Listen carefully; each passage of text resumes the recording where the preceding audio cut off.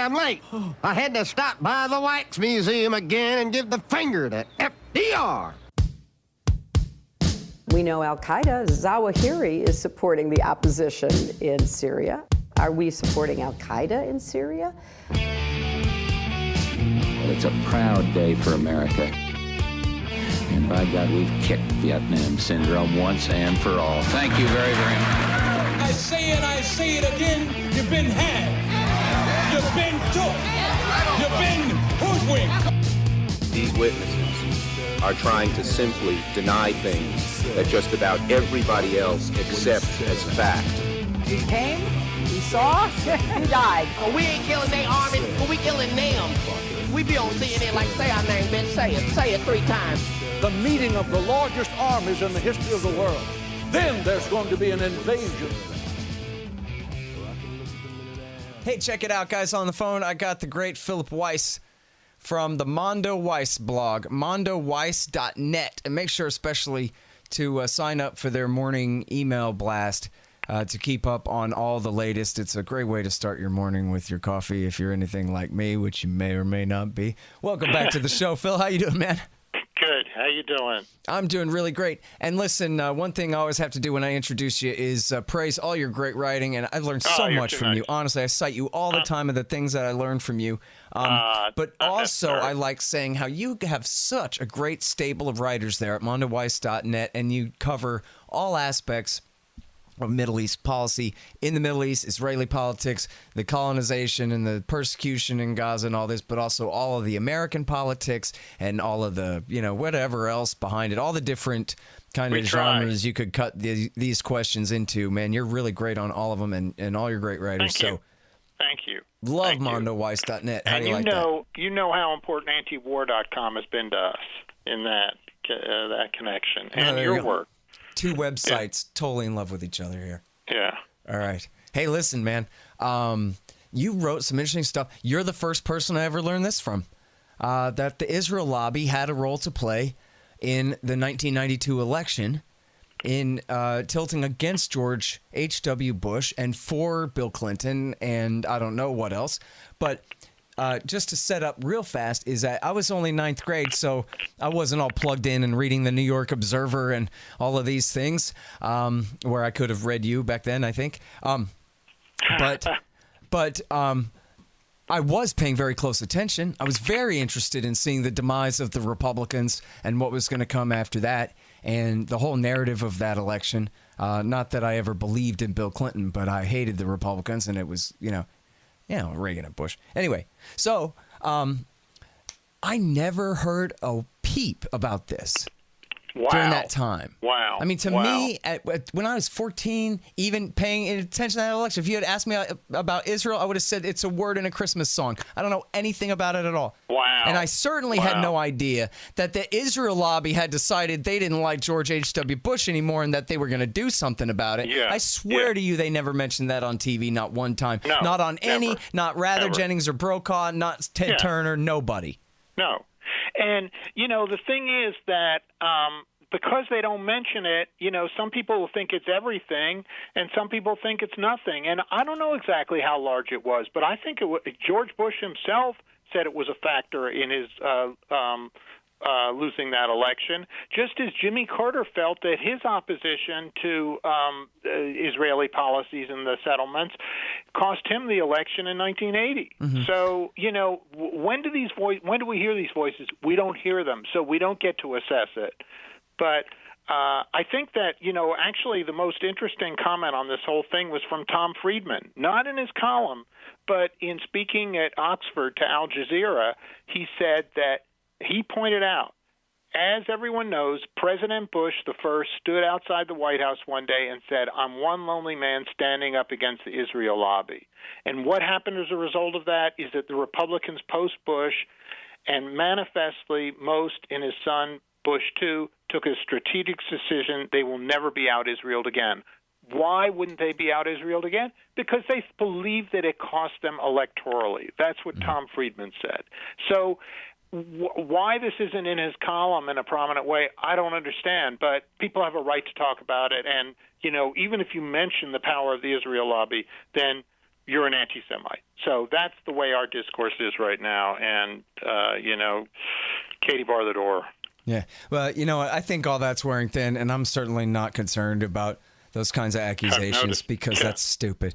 I mean, all racism and bigotry is stupid. And that's actually the most, to me, the most obvious characteristic of racism and bigotry is the stupidity of it. I don't have time for that. And that clearly doesn't have anything to do with what you're saying or what I'm saying, other than in describing the bigotry against the Palestinians that helps to abet the constant war crimes being committed against them, if you want to talk about that.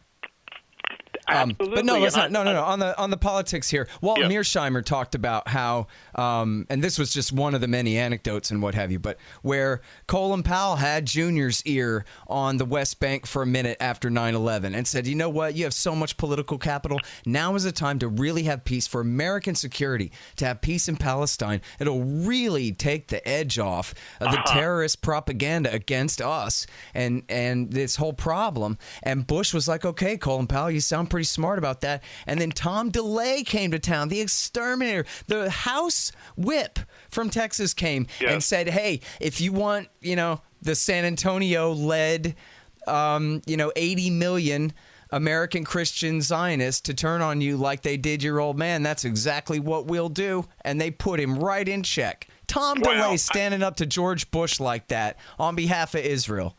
I did not. I forget that anecdote. That's in their book? Yeah. Or I forget if it's in the book or in the article. Yeah. It's one or the other, or both. I do tend to focus on the Eastern Establishment Israel lobby and not the evangelical one. I think my establishment lobby has a lot more power than the evangelical one. Well, I agree with you about that. Yeah, but that's a great They have story. a lot of votes, though, and so, it's always money on one side and votes on the other, and if you have both of those on your side, as seems to be this case, then you have this lock on the Republican Party, Yeah, and but it's interesting that you've mentioned Powell. I mean, subsequently, Condoleezza Rice also said, hey, we got to do something about this, and, Elliot Abrams did everything to frustrate her. So, and he was coming from he wasn't coming from DeLay's constituency, but from the neoconservative one. So it's a powerful block, obviously. Okay, but now take me back to 1992, and especially there are a bunch of kids who this would be like the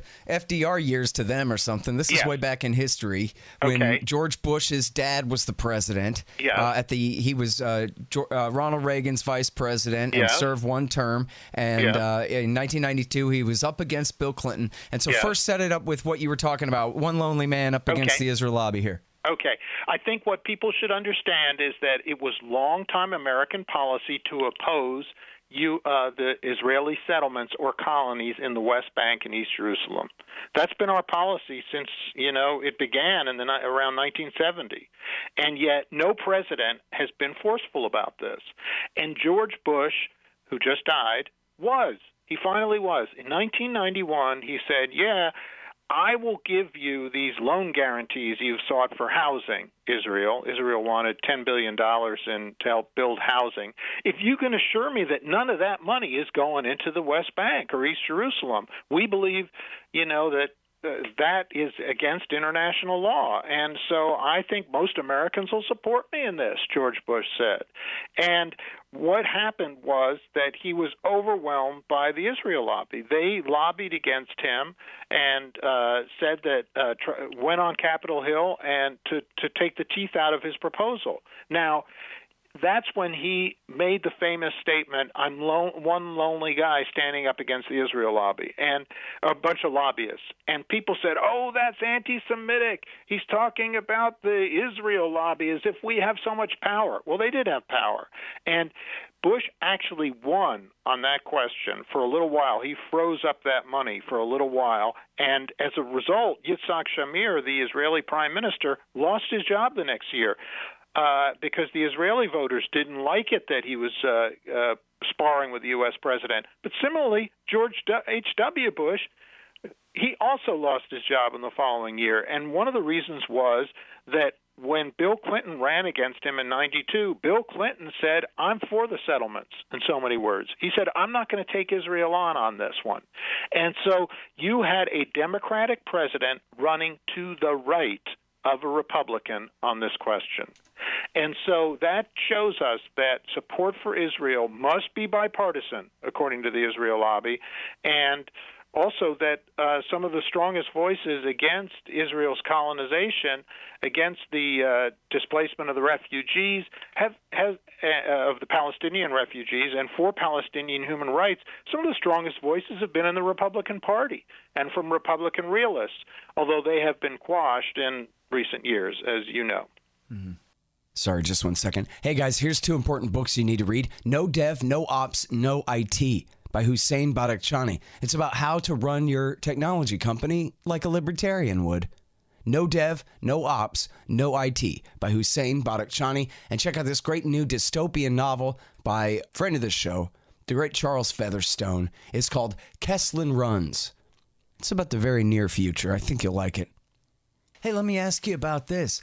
What was Ross Perot's position on the colonization of the West Bank? I have no idea. Because what did he get, 19%? Yeah. And now I actually have read a thing. I mean, who knows? But I read a thing that said that basically all his influence was revenue neutral in the states. You know, if you count it state by state. Really? That it didn't really make a difference. It was certainly overall. Maybe it made a difference in some states, but mostly they went the way they would have gone anyway, kind of thing. Yeah. Well, I guess that was in the years before the Russians were influencing our election. Oh, yeah. Yeah. Oh, man, I might die of fright. But, you know, and I don't want to be too anti-Semitic about it, but I got to wonder if, you know, I mean, he was from Texas. Maybe he was a John Hagee Zionist guy. Maybe that was part of the influence on him. Or maybe he had giant contracts. He was, I know, an American government computer contractor company. That's how he made his billions. Maybe he was a giant contractor for Israel. Maybe he had some friends encouraged him to run for president. I'm just making stuff up. I'm just saying that, you know. Yeah. But I'm just saying that could be part of the story, and I think that's a legitimate line of inquiry too, you know? Yeah. Well, I'm interested. You know, I have this theory. It's not even a theory. It's that you know, Israel, the road to Washington these days runs through Tel Aviv. I mean, the Turks knew that, right? Like, that was all the scandals of the Turkish lobby back in the Bush years, was that the Turks figured out that you definitely got to go through the Israelis and get the Israelis help to set up the Turkish lobby on their own model.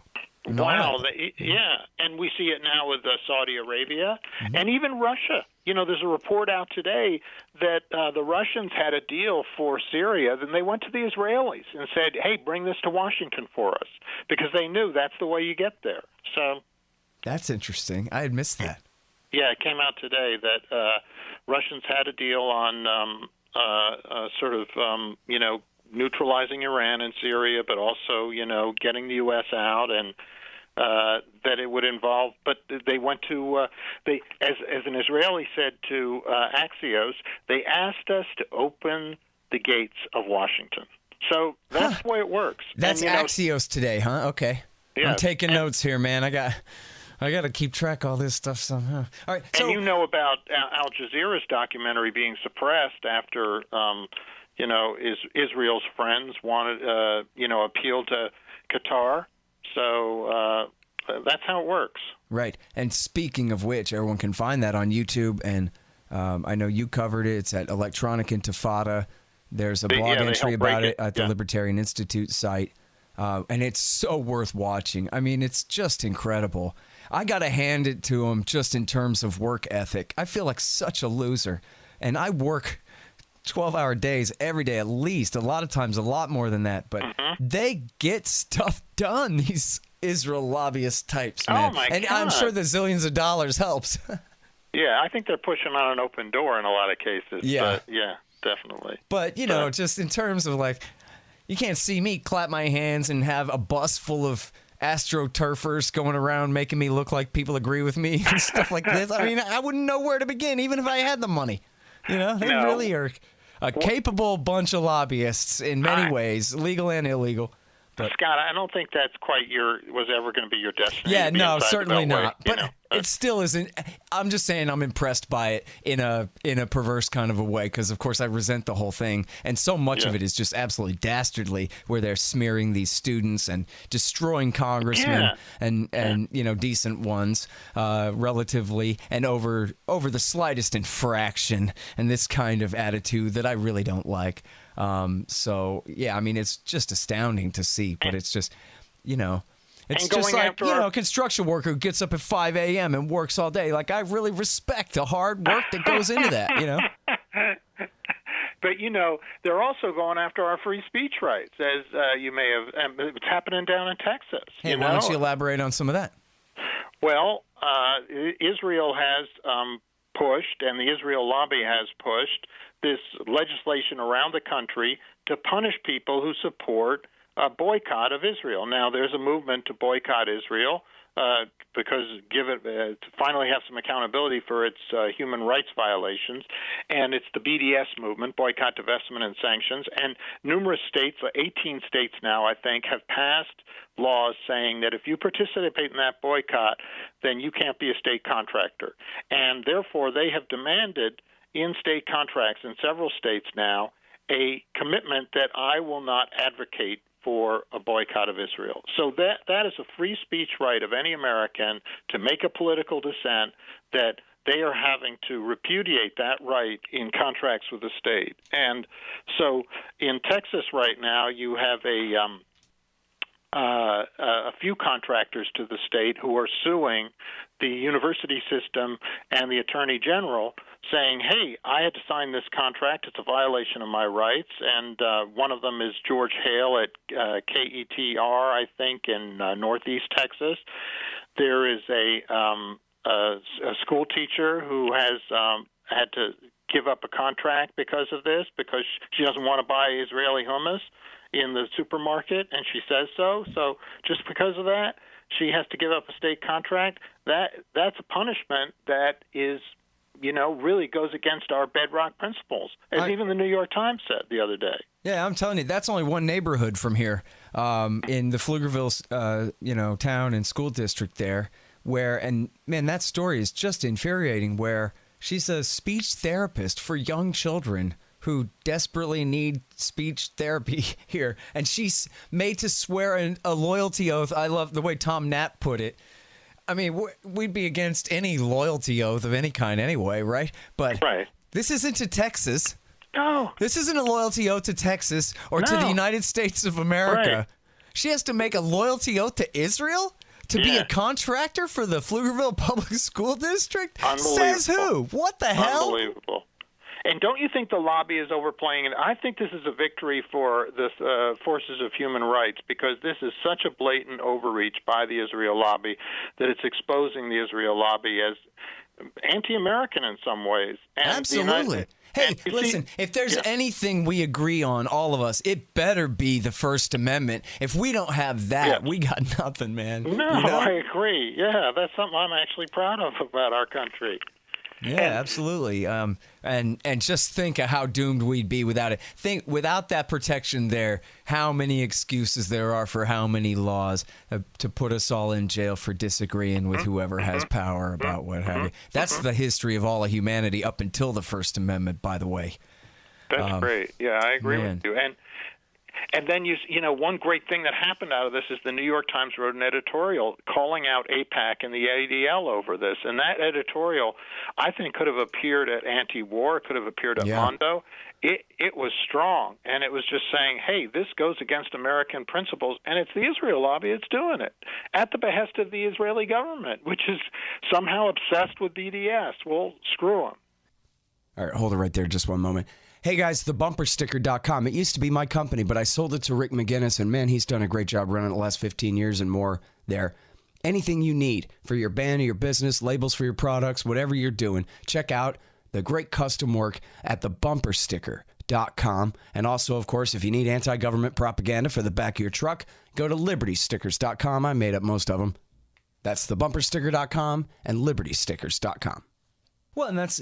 in a sense, it's the point of BDS is to bring attention to the cause, and they certainly have got the Israelis' attention. And yet, in effect, because of the way the Israelis have reacted, I'm not saying this is the purpose of BDS in the first place, but the Israelis have reacted basically like a mark to a troll, where I agree with they just keep blowing this thing up and blowing this thing up, and I love it. Which absolutely serves the purpose of people.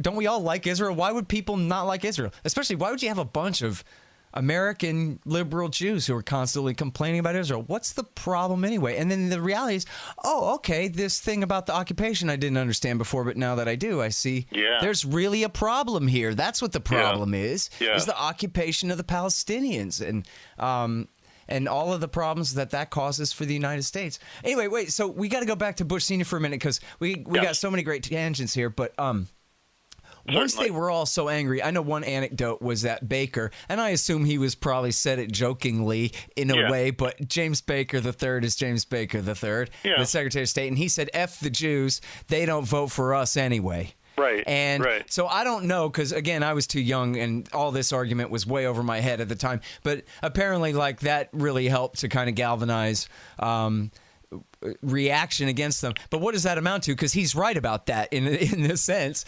technically speaking, the second part. And so what difference did it make? Money? I think that I think it made a difference in money. I had a friend who was working for Clinton at the time, and during the Democratic primaries, I'll never forget this story, that I was talking to him, I was a young liberal at the time, and I was talking to him about all Clinton's great policies. And on economic justice, on racial justice, on, health, just to help, finally having a real health insurance program and health reform.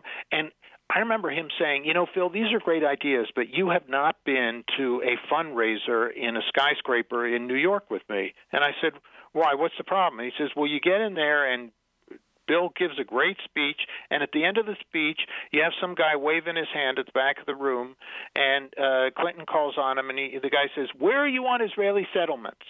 Okay? So, settlements was an issue in his fundraising that year, and he managed to raise a lot of money. And as David Frum puts it, the neoconservative, Bill Clinton became the most philo-Semitic president in history, and that was partly because he supported Israel so strongly. But he had gotten a lot of money from the Israel lobby, and it helped him put him over the top. And does that extend to Jewish Zionist donors to the Republican Party who were angry at Bush and really changed their mind and started supporting the Democrats instead? Do you know about that? I don't know about the donors. I know that per what James Baker was saying, Baker was obviously making a kind of a crude political comment. I think he's a little bit wrong in that they lost some Jewish voters in that election, So and that really could be the margin of victory in some states. I have not analyzed it, but there is Mike Dash, who's at Notre Dame, says that in comments once at the Bush International School at UT or Texas A&M, Bush himself said that he thinks that it might have cost him the election. So Mike Dash heard that. And I think you'd be curious to see what, I don't know what documentation exists about Bush's state of mind, but I think that there were a number of, I think his Jewish vote went down a lot from, 88 to 92. Yeah. And what's funny, of course, is that I'm sure you would agree with this, but it's almost certain to me that even from the point of view of the Israeli state or the leadership cast of Israeli society or whatever, that they should have followed Bush's leadership then and made a damn deal then, and think of how much different and better history would have been. Absolutely. They would have saved.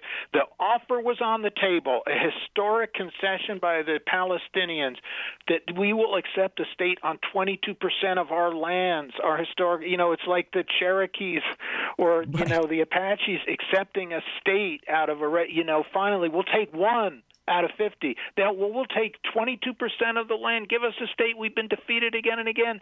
And Israelis did not move on that. They had the hubris to think, no, we want greater Israel. And look what they've got. They have got the biggest crisis ever, and they are getting delegitimized before our eyes. And more Americans are saying, we believe in one democratic state with rights for all, and religious state, we're not down with that. Yeah. And the consequences for the United States, too, even if you boil it down only to the fact that throughout the 1990s, I mean, starting with the first World Trade Center center bombing, which was primarily done by Egyptian Islamic Jihad and their associates who did that, starting with that and all the way through, and of course, including September 11th, one major part of the motivation was American support for Israel. For bin Laden, the way he put it always was bases in Saudi Arabia, one, that are used to bomb and blockade Iraq, two, and also support for Israel in Palestine and Lebanon, three. I mean, and he said the same thing over and over and over again. Yes. And we would have diffused that. If we had been, if Oslo had worked out, in the 90s, if we had actually followed through on that in an honest way and created a Palestinian state, who knows what would have happened? It would have diffused a lot of that. And they keep talking about what a bad neighborhood the Middle East is. This neighborhood, I live in the most beautiful part of the world as far as I'm concerned. This would be a terrible neighborhood if someone moved in and started colonizing my land. So... we have reaped the whirlwind on this. Yeah. And by the way, I mean, I know there's a lot of American bribe money involved, but not absolutely necessarily. But Israel has had a peace going on my almost entire lifetime since I was 3 with Egypt and with Jordan. Yes. And we know that however this exactly happened, you probably understand the details a lot better than me, but the Bush administration, Bush Jr. administration, stopped Ehud Olmert's government from very encouraging peace talks with Syria. And they could have had a deal with Assad and negated the need for Operation Sycamore and all of the consequences of that, Timber Sycamore, and all the consequences since then in this whole time. If they had allowed that, but that goes to, and of course they have peace even with Hezbollah. They have virtually solid peace for going on 20 years right now. And so what dangerous neighborhood? They're fine. Yeah, the danger is that when Israelis, when you protest at the Gaza fence, Israelis are going to shoot you, or if you live in the West Bank, you're going to have to be going to checkpoints, and it leads to violence in the West Bank. Yeah. I like the way, in a way, the symmetry kind of the accusation that all of the Muslim Arab nations surrounding Israel are at a permanent threat, a DEFCON 3 or something, to invade and kill all of the Israeli Jews and force them all to drown in the Mediterranean Sea and all of this, when in fact that almost exact situation does apply to the people of Gaza at the hands of the Israelis. It's the exact same accusation, only in slightly miniature, scaled down, I guess. But in the same place, right where they're saying it and everything. Yes, and a lot of those people in Gaza are refugees from the creation of Israel in 1948. And when that happened, 750,000 refugees were created, many of them forced into the sea at Jaffa. They had to jump into boats or rafts or anything to escape the Zionist forces. So, it's a projection. Man, it really is something. I'm so sorry that I'm out of time because I could just talk to you for the rest of the afternoon. Great talking, Scott. I really appreciate your time and all your great work, Phil. Thanks, man. Same to you. All right, you guys. That's the great Philip Weiss. Check out his great website, mondoweiss.net, and dig through the U.S. politics archive there. I'm sorry I forget the title, but there's a great piece from back when Bush Sr. died about recounting this story for you. And he's written more about that in the past, too. So check all that out at mondoweiss.net. Hey guys, this is Burden Carr from the Friends Against Government podcast here, and you've probably heard Scott talk about the crowdsourcing effort on Reddit about his upcoming book. All you got to do to get in is to donate $5 a month to Scott's Patreon and request to join the private Reddit group. In Scott's Reddit group, you will find a pinned post outlining the details for how you can help find source material for Scott's upcoming book by listening to archived interviews and taking a few notes. If you have any questions, feel free to reach out to either myself at BirdArchist or Carr at CarCampIt on Twitter, and we'll be happy to help. We look forward to seeing you in there. All right, y'all. Thanks. Find me at libertarianinstitute.org, at scotthorton.org, antiwar.com, and reddit.com/Scott Horton Show. Oh, yeah, and read my book, Fool's Errand, Time to End the War in Afghanistan, at foolserrand.us.